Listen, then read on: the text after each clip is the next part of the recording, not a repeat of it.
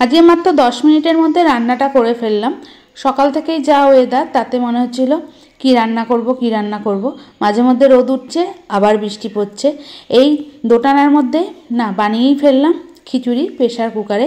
তার জন্য সমপরিমাণ মুসুরির ডাল আর সেদ্ধ চাল বলতে আমরা রেগুলার যেই চালের ভাত খাই সেই চালই নিয়েছি।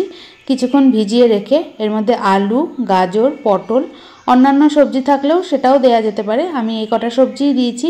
দিয়ে দিলাম স্বাদ অনুযায়ী লবণ, 1 চামচ হলুদ গুঁড়ো, যদি লবণের প্রয়োজন হয় সেক্ষেত্রে আবারও লবণ দেবো। আর দিয়ে দিলাম বেশ খানিকটা জল।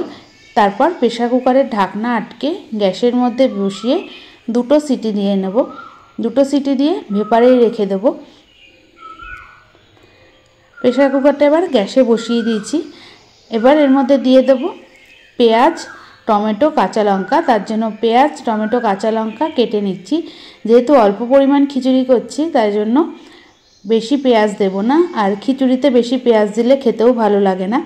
এখানে একটা মিডিয়াম সাইজের পেঁয়াজ কেটে নিলাম, একটা বড় টমেটোর অর্ধেক দিচ্ছি, আর 2টো চেরা কাঁচা লঙ্কা দিয়ে দেবো। 2টো সিটি পড়ে গেছে, ভেপারে রেখে দিয়েছি। মশলাটা তৈরি করে নিচ্ছি। মশলা বলতে কিছুই না, প্রথমে পরিমাণ অনুযায়ী সর্ষের তেল দিয়ে দিলাম কড়াইয়ে। তেল গরম হয়ে গেছে, তেজপাতা, শুকনো লঙ্কা আর গোটা জিরে ফোড়ন দিয়ে দিলাম।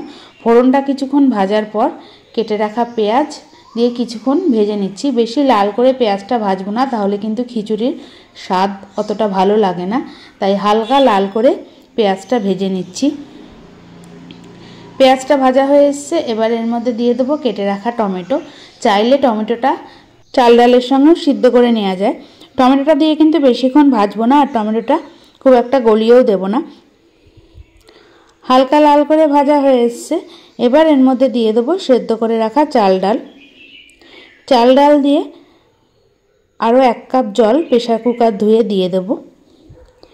আমরা একটু খিচুড়িটা পাতলা পাতলা খেতেই পছন্দ করি, তাই 1 কাপ পরিমাণ জল দিয়ে দেবো।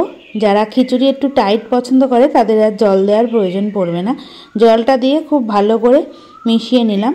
কোনো কারণবশত জল দেওয়াটা স্কিপ করে গেছে। এবার দিয়ে দিচ্ছি 2টো চেরা কাঁচা লঙ্কা, যে যেমন ঝাল খেতে পছন্দ করে।